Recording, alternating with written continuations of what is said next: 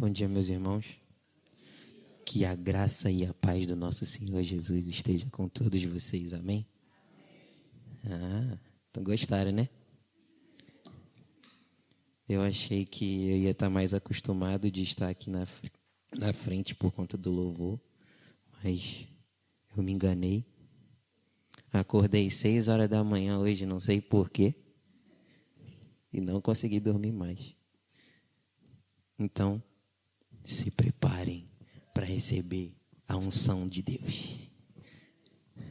Como os irmãos já sabem, hoje nós vamos falar sobre a fé, que não é sobre nós, é sobre a fé. E a divisa, eu não vou estar lendo agora, mas eu vou estar lendo no final, os irmãos vão entender. E, primeiramente, antes de falarmos sobre a fé, nós temos que entender o que é a fé.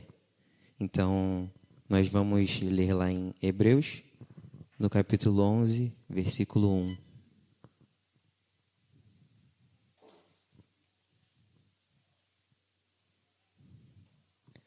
Que diz: Ora, a fé é a confiança daquilo que esperamos e a certeza das coisas que não vemos.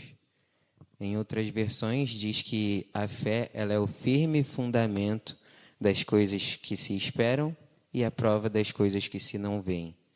Ou seja, ela é um firme fundamento das coisas que nós esperamos que vai acontecer e que através dela nós cremos que as coisas que foram ditas pela palavra realmente aconteceram e que vão acontecer ainda.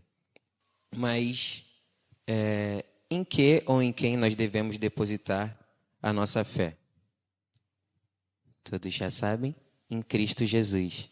Então, somente através da fé firmada em Cristo, que também é outro firme fundamento que nós temos, nós podemos confiar na palavra de Deus e nos exemplos que o escritor de Hebreus vai nos trazer nesse capítulo 11. Então, nós vamos ler do versículo 3 ao versículo 12. E durante a mensagem eu vou trazer 3 pontos muito importantes sobre a fé. E o primeiro é a fé firmada em Jesus Cristo. Vou ler do 3 ao 12. E diz: Pela fé, entendemos que o universo foi formado pela palavra de Deus, de modo que aquilo que se vê não foi feito do que é visível. Pela fé, Abel ofereceu a Deus um sacrifício superior ao de Caim. Pela fé, ele foi reconhecido como justo, quando Deus aprovou as ofertas dele. Embora esteja morto, por meio da fé ainda fala. Pela fé, Enoque foi levado de modo que não experimentou a morte, e já não foi encontrado, pois Deus o havia levado. Pois antes de ser levado, recebeu testemunho de que tinha agradado a Deus. Sem fé é impossível agradar a Deus, pois quem dele se aproxima precisa crer que ele existe e que recompensa aqueles que o buscam. Pela fé, Noé, quando avisado a respeito das coisas que ainda não se viam, movido por santo temor, construiu uma arca para salvar a sua família. Por meio da fé, ele condenou o mundo e tornou-se herdeiro da justiça, que é segundo a fé. Pela fé, Abraão, quando chamado, obedeceu e dirigiu-se a um lugar que mais tarde receberia como herança, embora não soubesse para onde estava indo. Pela fé, peregrinou na terra prometida como se estivesse em terra estranha. Viveu em tendas, bem como Isaque e Jacó, co-herdeiros da mesma promessa. Pois ele esperava a cidade que tem alicerces, cujo arquiteto e construtor é Deus. Pela fé, a própria Sara também pôde ter um filho, apesar de ser estéril e avançada em idade, porque considerou fiel aquele que lhe havia feito a promessa. Assim, daquele homem já sem vitalidade, originaram-se descendentes numerosos como as estrelas do céu e incontáveis como a areia da praia do mar. Até o 12. Isso. Esse capítulo vai continuar nos mostrando demais exemplos sobre a fé, mas nós vamos ler o 39 e o 40 só para fechar, porque ele vai nos dar a resposta do porquê ele está nos dando esses exemplos. Muito obrigado, meu irmão. Deus abençoe. Que diz: todos estes receberam bom testemunho por meio da fé. No entanto, nenhum deles recebeu o que havia sido prometido, porque Deus havia planejado algo melhor para nós, a fim de que eles não fossem aperfeiçoados em nós. Então, todos esses exemplos de homens morreram cheios de fé em Deus, confiando que Ele tinha um plano melhor, que Deus tinha um plano melhor para eles, e por isso eles foram aprovados.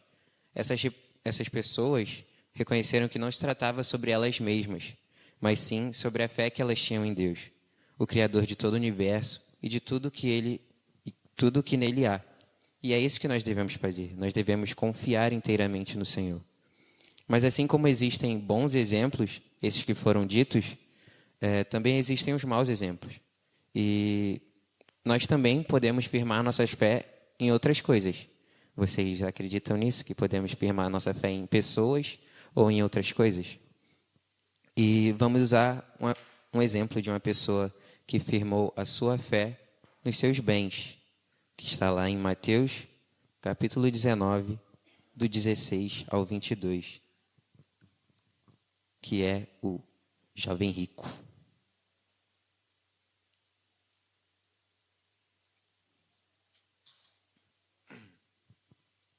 Que diz: um jovem se aproximou de Jesus e lhe perguntou: Mestre, que farei de bom para ter a vida eterna?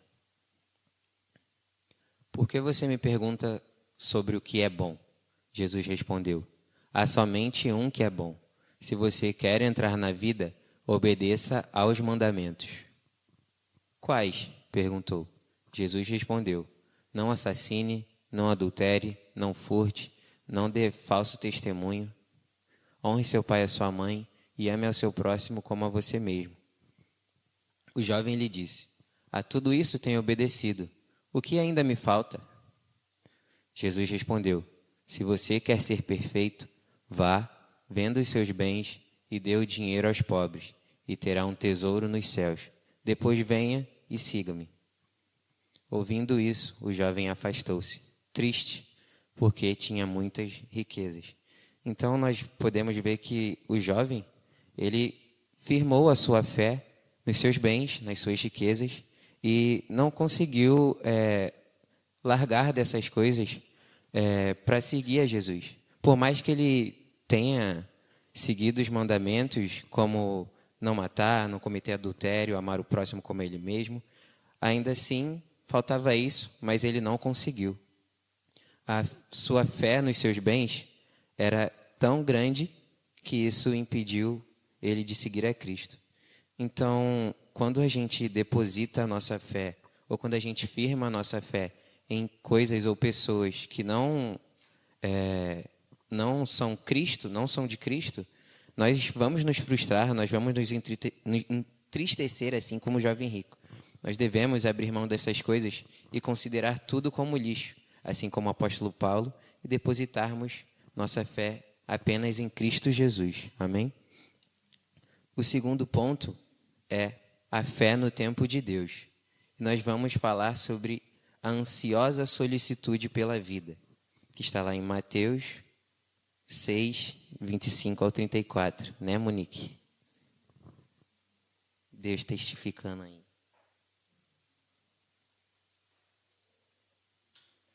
E eu não sabia o significado dessa palavra solicitude. Ela é o título dessa passagem. Significa cuidado, zelo, atenção ou boa vontade com que alguém faz algo ou ajuda outra pessoa. Então, se vai falar sobre ansiosa solicitude pela vida, vai falar que os discípulos eles estavam com zelo demais ou cuidado demais pelas próprias vidas.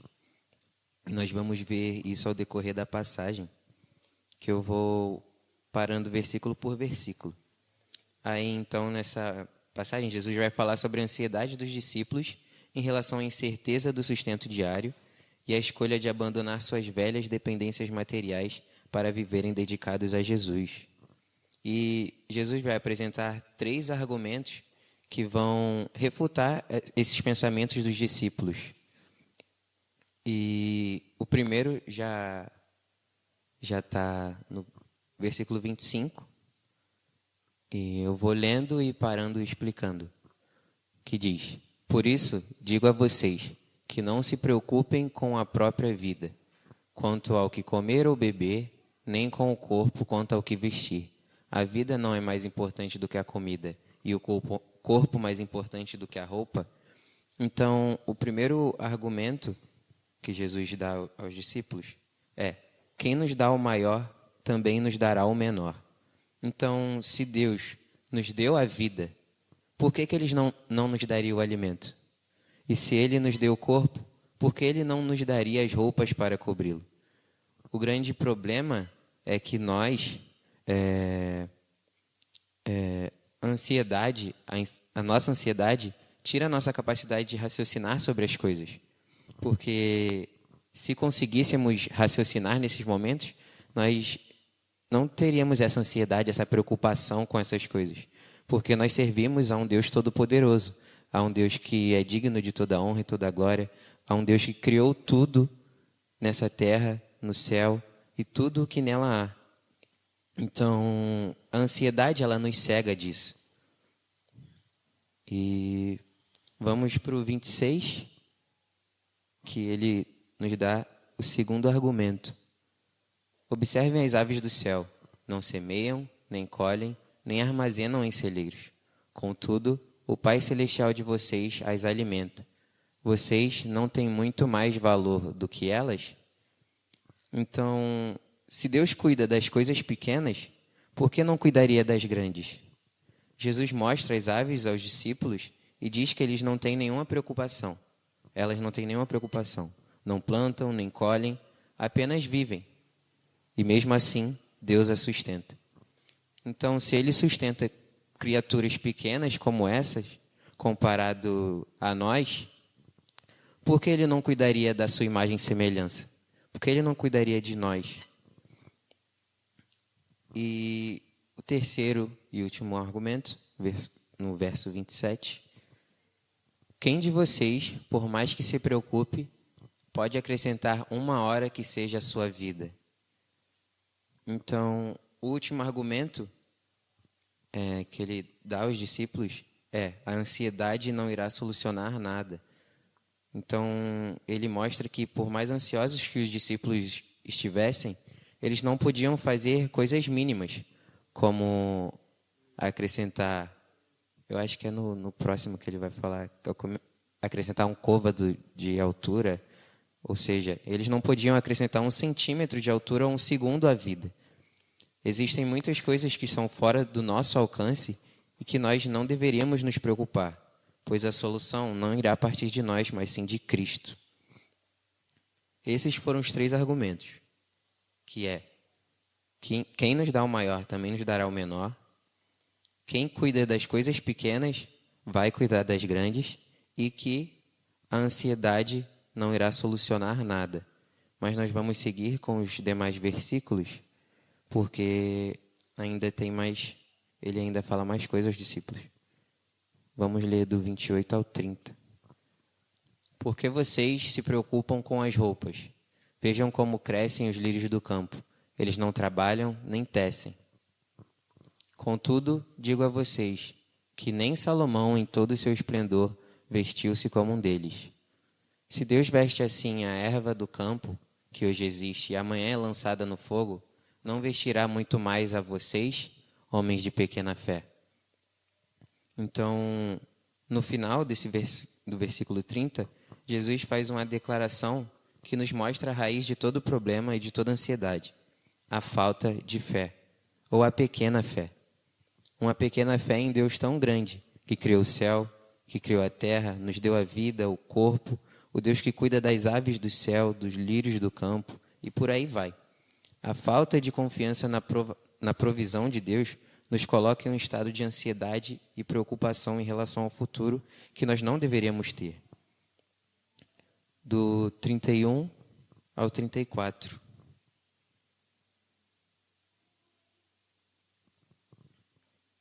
Diz: portanto, não se preocupem dizendo: o que comeremos, o que beberemos ou o que vestiremos,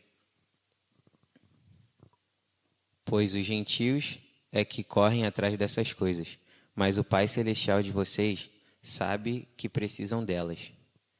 Busquem, pois, em primeiro lugar o reino de Deus e a sua justiça, e todas essas coisas serão acrescentadas a vocês. Portanto, não se preocupem com o amanhã, pois o amanhã trará as suas próprias preocupações. Bastam a cada dia os seus próprios problemas. E no final, ele nos dá a solução para essa preocupação e essa ansiedade, que é firmar a fé em Cristo e sempre buscar em primeiro lugar o reino de Deus e a sua justiça, que as demais pequenas coisas que ele sabe que nós precisamos, ele vai nos acrescentar. Então, nós devemos entender que as coisas elas acontecem no tempo de Deus.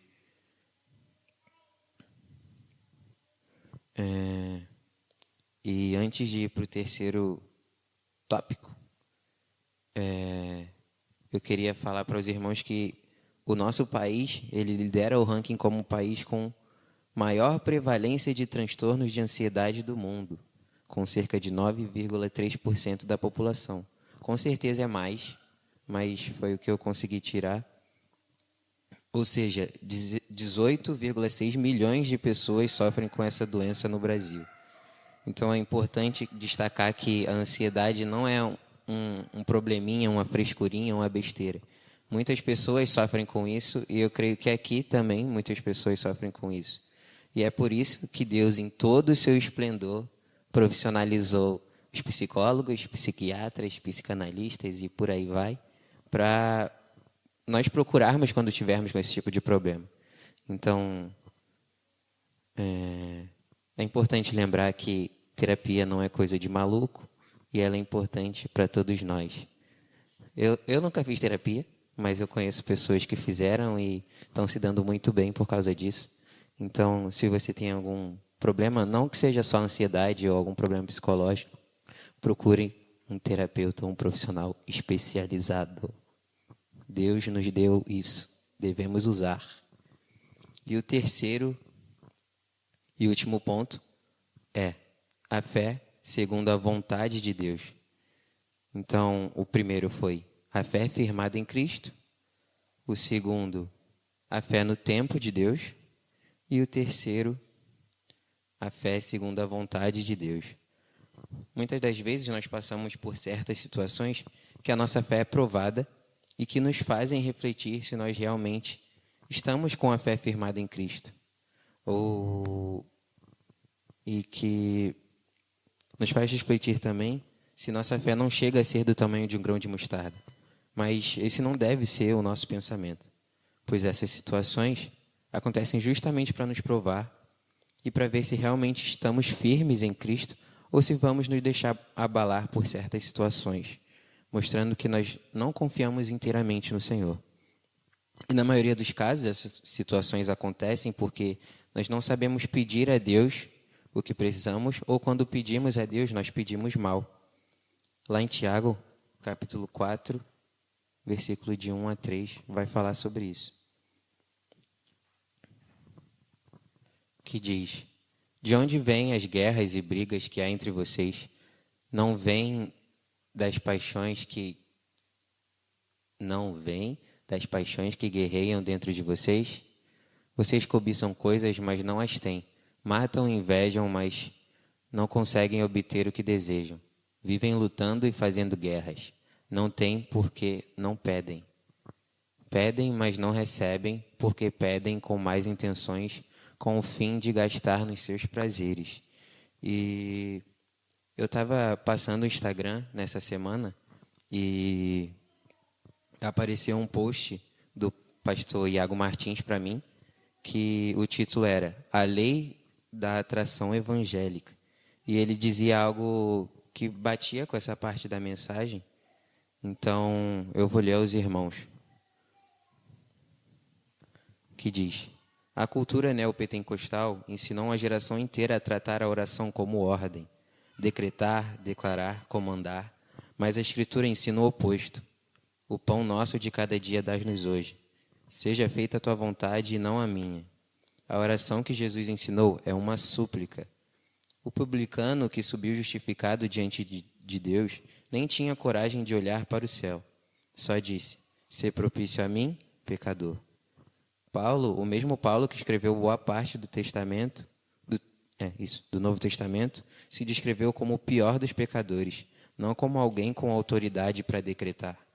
Até Cristo no Getsêmane orou: "Pai, se for possível, passe de mim este cálice. Mas não seja o que eu quero, e sim o que tu queres." Somos filhos de Deus, sim, mas também somos servos, súditos, criaturas diante do Criador. Nos aproximamos dele com confiança, mas com humildade. Decretar assume que a fé é uma força que ativamos. Pedir assume que a fé é confiança em alguém maior do que nós, que já sabe o que precisamos antes de pedirmos. E não é a humildade fingida, de quem finge não merecer nada. É a humildade real, de quem entendeu a cruz. Fomos alvo da ira de Deus e ainda assim fomos recebidos como filhos. Isso não nos dá autoridade para comandar, nos dá liberdade para suplicar. Por isso, a oração do publicano foi ouvida e a do fariseu não. Por isso, Paulo, apóstolo, ainda se chamava de pior dos pecadores. Por isso, o próprio Cristo pediu e submeteu o próprio pedido à vontade do Pai. Quanto maior a promessa que Deus faz, menor deveria ser a nossa postura diante dele para recebê-la. Aprenda a pedir, aprenda a suplicar. Isso não é fraqueza de fé, é a fé bem colocada no lugar certo. No lugar certo. Nós podemos ver que devemos saber pedir as coisas a Deus com humildade e reconhecer que as coisas não acontecem segundo a nossa vontade, mas sim da de Deus. Por maior que seja a nossa fé, se não for da vontade de Deus, não irá acontecer. E não devemos nos frustrar por causa disso. Pelo contrário, nós devemos entender que a vontade do Senhor é boa, ela é perfeita e agradável a nós. Nós não somos nada sem Cristo. E não faz sentido nenhum alguma coisa dessa vida ser sobre nós, porque nós somos pó. Se não fosse por Ele, nós nem estaríamos aqui. E é por isso que devemos entender que a vontade do Senhor, ela é infinitamente melhor para as nossas vidas.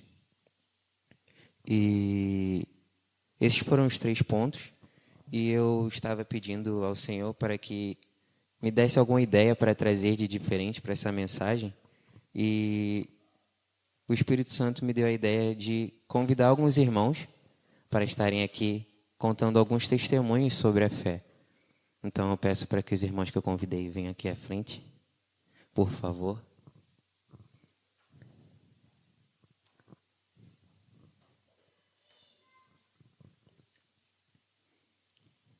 E logo após os testemunhos, eu explico o porquê desses testemunhos aqui, que está lá na nossa divisa.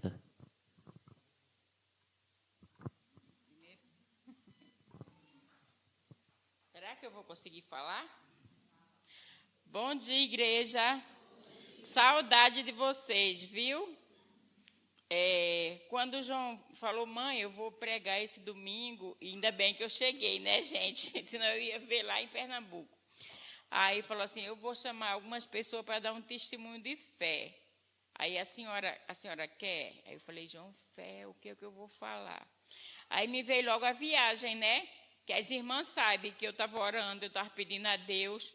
E assim, Deus não estava dando certeza no meu coração, né? E eu acho que eu não estava pedindo com tanta fé.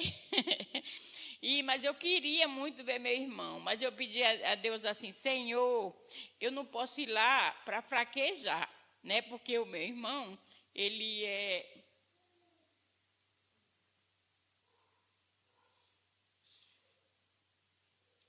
Eu vou conseguir. trabalhador que subia, que descia, que trabalhava, que fazia tanta coisa. Eu falei assim, eu não sei se eu vou conseguir ver meu irmão ali em cima de uma cama, né? E o Senhor me prepare. Se for para eu ir, o Senhor me prepare. E assim, na quarta-feira, né, eu falei com as irmãs. Eu falei, meninas, orem, né, irmãs, orem, que eu estou querendo ir para Pernambuco, mas até agora eu não senti assim, a certeza no meu coração, mas eu estou querendo ir, mas eu não sei se Deus quer que eu vá, então tem que ser de Deus. E comecei a orar, foi na quarta, não foi? Aí na quinta-feira, e assim, a passagem às vezes dava uma baixada, dava uma subida, e aí a minha sobrinha que ficava de olhar para mim, né?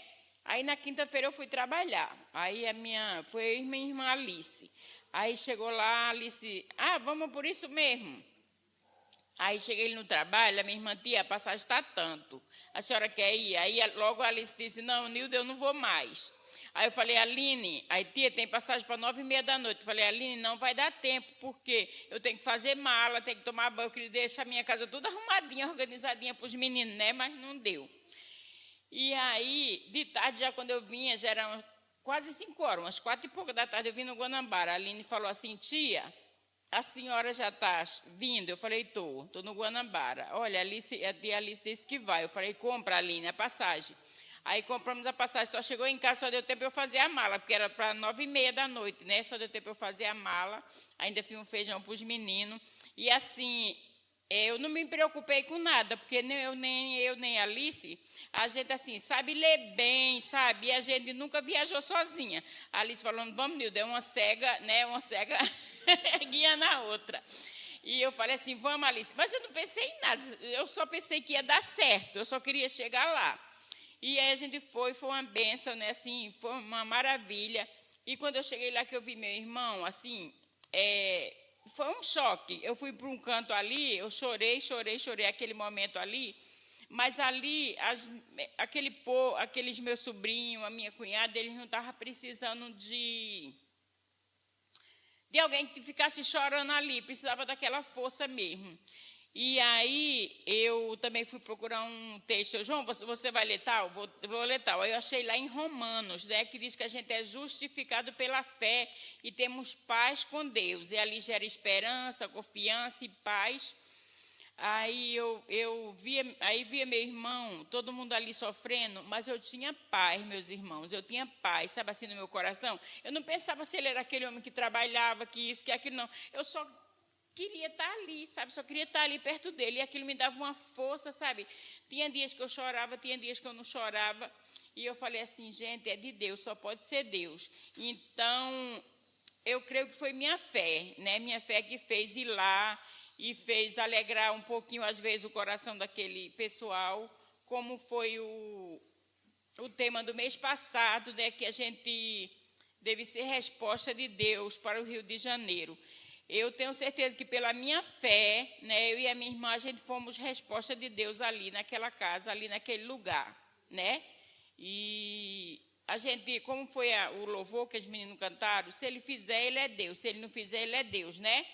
E meu irmão está em Recife, né? Está internado lá, e foi constatado essa semana, eu já estava aqui, que já acharam focos, né, do câncer na cabeça dele, mas eu estou aqui pela fé, sabe, o esperança, o que Deus fazer, eu vou continuar nele e vou tendo fé, porque foi uma prova de fé. Amém, meus irmãos?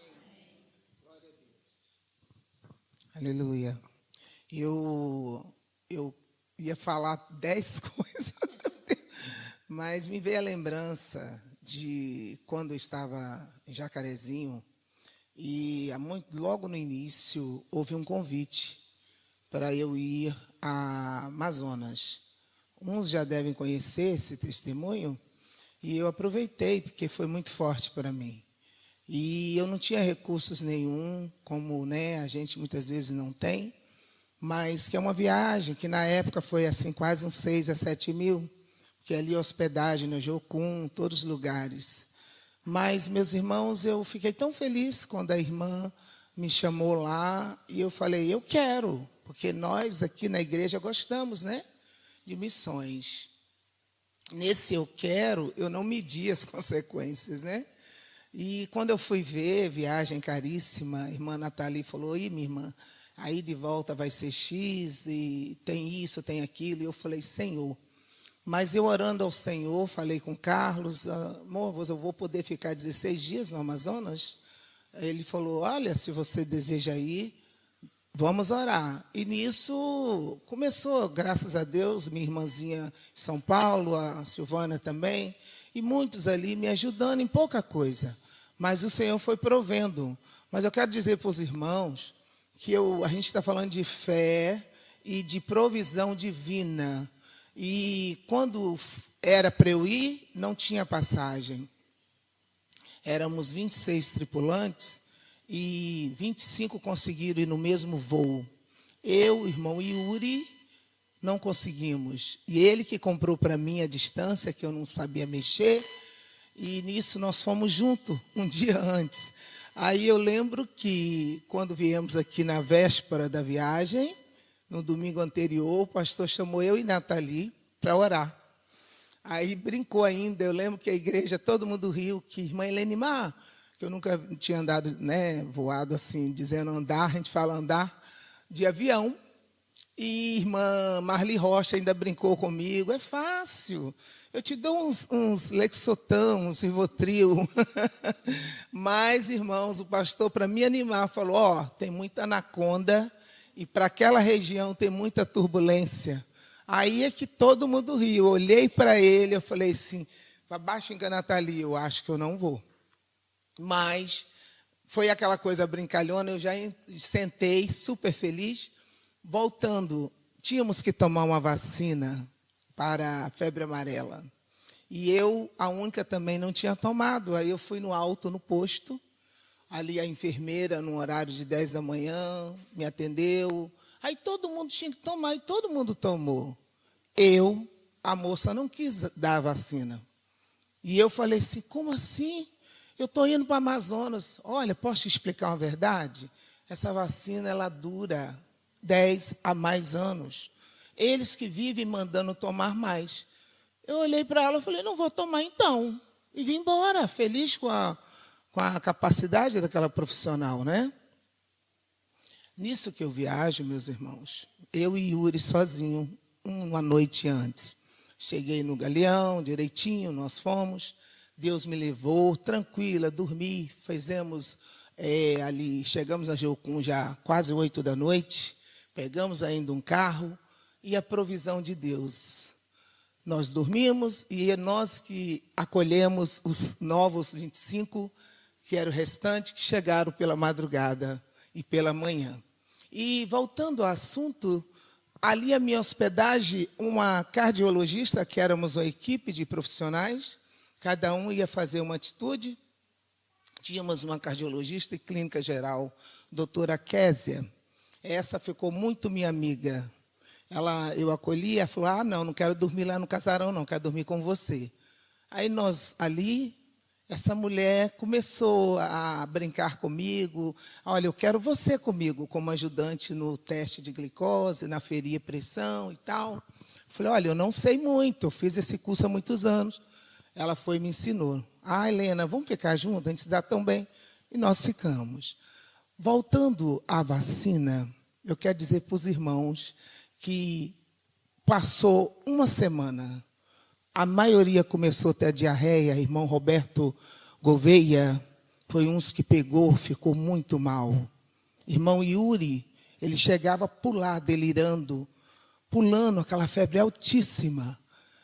E a gente achando que era algo contrário naquele lugar, porque foi dito para nós, pelo cacique André, e a os irmãos ali, que as outras tribos mais selvagens fizeram muito trabalho para que não chegássemos lá. Mas eu não ligava para aquilo. É algo assim, muito sobrenatural, porque nós estávamos em paz, como a gente estava fazendo um retiro. A maioria feliz da vida, tranquilo, vamos que vamos. Nós tínhamos o dia do remédio, tinha o dia da consulta com as índias, tinha o dia da brincadeira que a irmã Nathalie fazia. Mas, meus irmãos, um de manhã, um de tarde, de noite, diarreia, vômitos. A Nathalie, se estivesse aqui, nós duas me interagir, porque, meus irmãos, foi pesado. E eu me lembro que quando fomos a uma feira, na Jocum, eu comprei um saquinho de cravo da Índia. Eu gosto muito de chá assim. Aí compramos umas sandálias e tal. Na minha bolsa, tinha o cravo da Índia. Aí eu, que esse hábito meu indígena também, dindinha, lá em casa você vê, eu tenho várias ervas. Eu fui lá, conversei com o rapaz do barco, eu preciso de alguma coisa, nem for açúcar. Aí ele falou, eu tenho mel de cana, eu nunca tinha visto mel de cana. Aí de baixo, a senhora quer? Eu fui, peguei.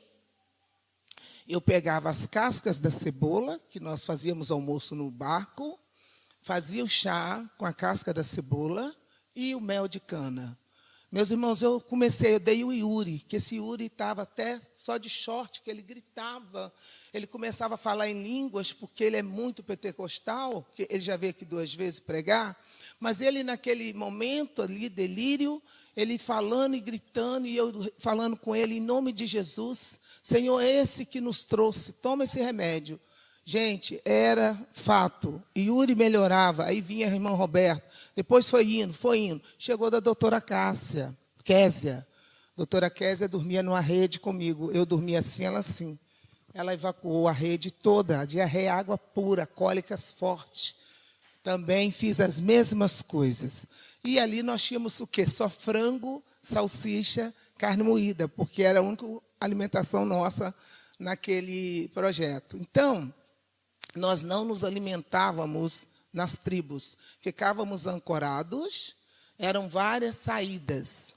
E, para a honra e glória do Senhor, eu vou chegar a dizer a fé, porque Deus não é de confusão. Eu expliquei assim, o que é fé? Obediência à palavra. Eis-me aqui, Senhor, nós estamos num projeto de eis-me aqui, somos Resposta do Rio, mas também temos aquele, não é por nós, é por Ele. E naquele momento o Senhor falou comigo, olha, eu te trouxe aqui numa missão, não era para só você dar palestra para as Índias, mas também para isso. Porque pequenininha, não sei se os irmãos acreditam, Deus orando, dindinha, todos falavam, o dom da cura, mas não é essa cura levanta e anda, é cuidar, eu gosto de cuidar. Quando eu vou em Minas, eu gosto de fazer comida. Onde eu vou, na minha sogra, meu marido está ali, eu não deixo ninguém fazer nada. Eu gosto de cuidar. Isso é cura, porque faz bem.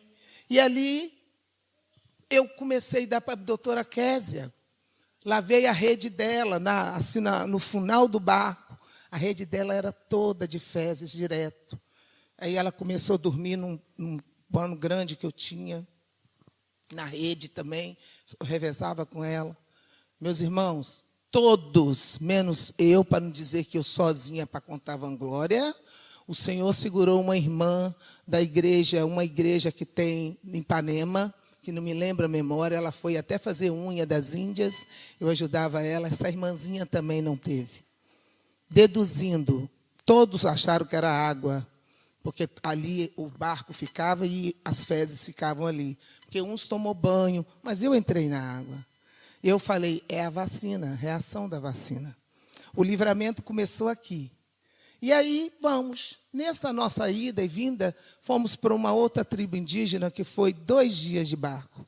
Uma noite e um dia. Essa tribo era bem rígida. Tinha índios que batiam nas mulheres todas quebradas. E ali houve um trabalho mais, que nós ficamos 3 dias ancorados lá. Nesse último dia, eu invento de pegar os restígios da galinha e vou pescar com 2 índios. Vamos pescar? Vamos. Era tarde, tinha o livre, todo mundo uns jogando, uns brincando. Eu peguei com um de 14 e uma menininha de 12, filha do cacique André. A gente andou aquilo tudo, lugares que os troncos das árvores, quando está baixo a maré, né? A água daquele rio ali, e andamos mundo adentro. Hoje eu vejo o filme, eu falo, misericórdia, que é isso? O que eu fui fazer nesse lugar? Eu passo pânico, porque eu não teria coragem. Eu acho que eu estava assim para passar por aquilo. Transe. Vamos. Na hora que eu entro no barco, o barco vira. Na hora que eu viro, e eu fui. Lá vai eu e o menino remando, e eu ali com os negócios de galinha. na anzol, eu e a menininhazinha, nós não pegamos um peixe. E ali o que mais tem é peixe. Quando a gente retorna, os irmãos aí, uns sabem. Meus irmãos, aquele rio é fundo. Lembra que eu falei, eu não sei nadar. Anaconda, que o pastor falou. E eu não sei nadar, todo mundo de casa sabe. Eu chego na praia assim. Eu simplesmente caí, virou meu barco. Eu lá no meio do rio, na parte bem funda, onde os barcos passam, enormes. Aí eu vi bem longe a Nathalie falando com a irmã Regilene. Ela não sabe nadar. E eu... Meus irmãos, eu fui descendo, eu só via toras enormes. E eu dizia, olha aquela anaconda. E eu olhando, aquela dali vai me comer. Meus irmãos, eu descia, ia descendo. E Deus, e eu assim, olhando, mas é assim que o Senhor me trouxe. Eu vou morrer. Já sei. E fui descendo. Quando eu olho lá embaixo, de novo, uma luz. Meus irmãos, para a honra e glória do Senhor. Todos aqui sabem, a própria irmã Nathalie, todos os 25 contam para os irmãos. O cacique André ainda brincou comigo depois. Eu peguei, levantei a mão, minha mão esticou e eu fui puxada. Puxada, literalmente. Zum, zum, zum, zum. Puxada. E eu olhando para baixo e eu fiquei pode perguntar para ela, mais de 5 minutos ou mais. Quando eu pulei, eu passei o barco. Só para mostrar que tinha algo me puxando. Zum, aqui está o barco, eu vim para cá. Que eu desci, eu segurei naquele negócio de trás do barco. É uma parte de ferro. Aí tem assim um lugar para você, aonde eu lavava a roupa da irmã Késia. Isso eu guardo comigo. Deus me tirou dali. Ele não me levou ali para isso. E realmente eu fiz uma travessura. Como é que você vai para uma missão e vai fazer uma besteira dessa? Mas eu não queria fazer, porque hoje eu tenho pavor, eu não iria. Eu tenho medo. Mas eu falei, Senhor, por que então? Para mostrar que quem te trouxe fui eu. Eu fiz o recurso. Você precisava estar aqui, porque olha aí, quantos. Meus irmãos, isso não é para aparecer. Diante do Deus vivo, muitas vezes a gente conta as coisas, é grande, quer ser aquilo, quer te humilhar. Irmãos, nós estamos orando aqui na EBD, dizendo, somos um. Hoje a lição vai falar isso. E ali éramos um. Todos oraram por mim, eu creio. A irmã Regilene, tu não sabe nadar o quê? Para de mentir, mas foi áspera comigo. Onde tu não sabe nadar? Olha aí. Eu lembro com uma pochetezinha, com uma garrafinha de água, com esse escravo que eu gosto de beber, né? Eu com 4, 5, com limão, com as cascas das coisas que tinha lá, eu botei e ficava o dia todo com aquilo. Pois eu levantei, fiz assim, em choque ela falando e eu entrando por baixo, que são 2 níveis o barco.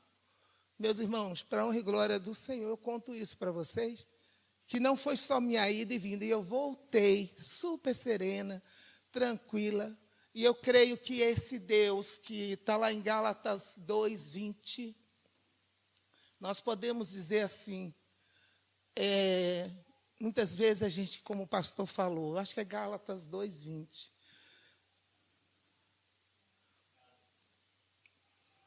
estou crucificado com Cristo, assim já não sou eu quem vivo, mas Cristo vive em mim. A vida que agora vivo no corpo, vivo-a pela fé no Filho de Deus, que me amou e se entregou por mim. Eu ia ler também um outro que fala, não duvidarás. Olha, eu anotei ele, que eu ia ler ele primeiro, porque o Senhor, Ele não quer que nós duvidamos, mas duvidar é do homem, né? Duvidar é do homem. E eu sei que eu, na hora da dor, na hora da enfermidade, né, o Senhor manda a gente não duvidar. Vamos ver Mateus, eu acho que é Tiago mesmo, Tiago 1:6. Tiago 1:6, que peça, porém com fé, sem duvidar. Pois aquele que duvida é semelhante à onda do mar, levada e agitada pelo vento. Esse seria o primeiro. Depois, nós não vivamos em nós, vivamos em Cristo. Eu tenho plena certeza, quando eu falo que essa igreja é uma igreja de milagres, transborda em amor. Quando essa irmã pediu para ir, nós ali oramos e na saída falei, você vai, mas você vai levar a luz. Você vai porque ele precisa, e eles, filhos e netos. A igreja tem orado, profetizando e mostrando que o Deus que nós temos buscado, ele faz. Eu não estou mostrando que tenho fé. Estou mostrando que Jesus e o Espírito Santo têm cuidado dessa igreja. E por isso eu louvo a Deus por essa oportunidade. E peço, irmãos, ore por nós. Ore um pelo outro. Mantenha esse corpo fervoroso. Quando o irmão pedir oração, se coloque no lugar dele. Porque a sua fé muitas vezes vai fortalecer o irmão. Porque muitas vezes nós somos mesmo falhos, fracos, pequenos. Mas quem nos uniu é forte. Amém? Muito obrigado, viu, meu irmão João? Eu que agradeço. Obrigada, tá, irmão João, pela oportunidade. Amém. Então, nós vimos que, através desses testemunhos, né, que através da fé firmada em Cristo, elas, no tempo de Deus, fizeram a vontade do Senhor, que são os 3 pontos que nós trabalhamos no decorrer dessa mensagem. E eu quero ler lá a nossa divisa, 1 Pedro 1, só que vamos ler do 7 ao 9, que diz: assim acontece para que a fé de vocês, muito mais valiosa do que o ouro que perece, ao ser provado pelo fogo. Calma, vou ler de novo, que me perdi.